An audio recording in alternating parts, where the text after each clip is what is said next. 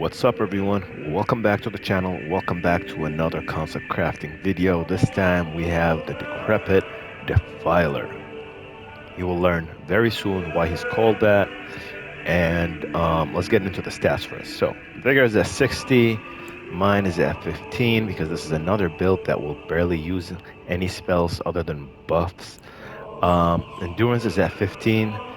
I mean, depending on how much equip load you want to have, you can have this all the way up to 20 if you really need it, but you shouldn't.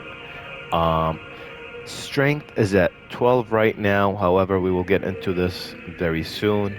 You can have that more if you are willing to lower your dexterity to 60 and hit the soft cap for strength and have. I will explain that why. It's almost a quality build. Intelligence is by default. Faith again for your buffs like Golden Vow and Black Flame Protection. Arcane is by default. So let's cancel this rebirth and explain to you why. Let's look at this guy right here. This is who he is. Alright, so equipment. This is why he's called the Decrepit Defiler. I mean, he looks like a decrepit defiler just by looking at him. But he defiles his enemies using poison and blood loss with frost buildup. That's it. Poison here, frost buildup here. Like, you can have it only poison and blood loss if you would like to focus on those two. However, I feel like it's better to have the frost buildup in there. As you can see, 125 buildup. The blood loss is at 50. The poison here is at 116, and the blood loss again is at 51. Of course, we have our scaling is at Dex B and Strength C, and here is Dex B, but Strength is at D. This is why I dumped all my points into Dex, but I believe this one would scale better if you have more points into Strength and a bit less into Dex, maybe like 60 Dex and like around 20 something Strength, 25 to 30 max. And that's the other way you can have it. Otherwise, I would keep it exactly like this with 80 dexterity, as this is a dexterity build. And blood soaked mask. Now, let's get into some stuff here. Actually, let's get into, the talismans here. Let's see which one do we want. We know which one we want. Honestly, again, you have these two options. If you're full health, you have this. It depends on which one you're going to be proccing more. And since this is blood loss and this is poison, so that's what you have. This does not proc with frostbite, unfortunately. Just blood loss. So it's up to you which one you want to go for. But those are the two I would go for. Possibly this one if you think you're going to be at full health most of the time. But that's about it. This is a small possibility if you are spamming your attacks and you're doing a lot of double hits, jump attacks, using, your power stancing your weapons, then that could be a good one, the Rotten Winged Insignia. Claw Talisman, because you will be using jump attacks here as well. This one can be switched out, because you are going to be a bit more aggressive with this guy here. Honestly, I would see which of my builds up, builds up the fastest, and I would decide on the talisman that way. So see there between this and the Kindred, if I get my poison a lot more often than my blood loss, then I probably would go for the Kindred. If not, then I would go for this one. And this one right here, you can go for anything defensive if you need it. However, we go back to some of the best ones right here. Rotten Winged Insignia, Ritual Sword Talisman, or Kindred of Rot Exaltation. That is up to you which one you want. Or again, one of the defensive ones if you feel like you need it. If you're charging a lot of your attacks, the Axe Talisman would do, but this is not really the build for it. Otherwise, I would keep it the way it is. Honestly, I can't think of anything else that would fit here. Maybe the Green Turtle Talisman, but again, not really necessary. I would go for this one if I'm being aggressive, this one if I'm staying safe, and this one if I'm proccing lots of poison. So it's up to you, really. But let's do this just for the sake of this video. Alright, let's get into the spells. Where is this gray site? Alright. So, here, you can change them into anything you want. Like I would go for the upline hard tier. And I would go for maybe this one right here, the Crimson Bubble tier. Has saved my life quite a lot in other playthroughs. Your dexterity is already maxed out, so I wouldn't go for that. But if it wasn't maxed out, then you can use that to max it out. Charged attacks, I wouldn't use that. This, if you're being very aggressive, then I would go for it.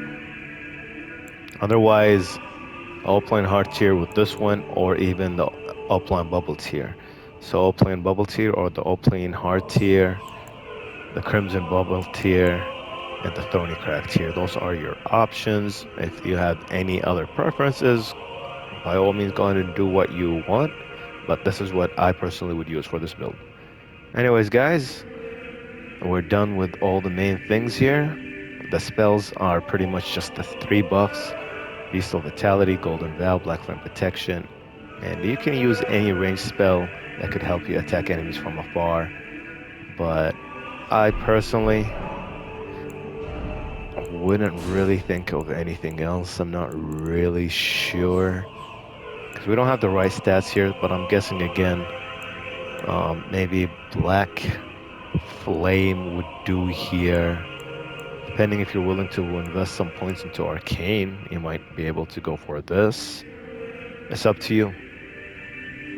This will help you with the blood loss buildup, but I personally, maybe this one right here. This should be pretty good. It's really good against bigger bosses, bigger targets. Hits them quite a lot, so this is a possibility right here. That's what I personally would go for, Pest Threads. Anyways guys, BRB, time to do some battles.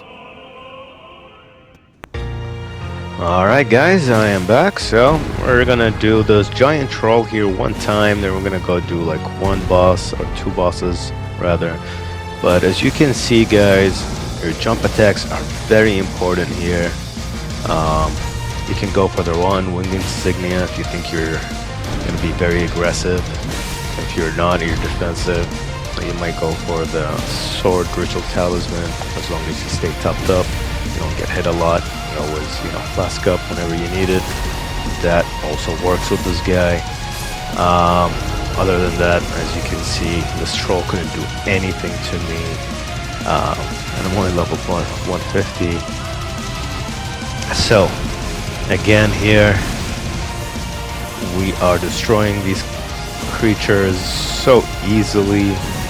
And this is like, for this late in the game, we're like almost in max level NG pluses here guys. I believe like one more NG plus, which is going to be like at 7. And after that the game doesn't get any harder, and I'm very sure this character can do NG plus 7. And if the game doesn't get harder afterwards, then you can do all the NG pluses, as many as you want, using this build here. Very straightforward. Look at that. Bam. The guy is poisoned. The guy has frostbitten. The guy is bleeding. He has no idea what's going on. This dragon here has higher resistances to frostbite, it appears. I do toy around with him towards the end. Here, like in the beginning, I've become very aggressive. Unfortunately, I was not able to, get frostbite here. I never really paid attention to that, but I remember that the attempt prior to this one, I did get to proc frostbite on this dragon here.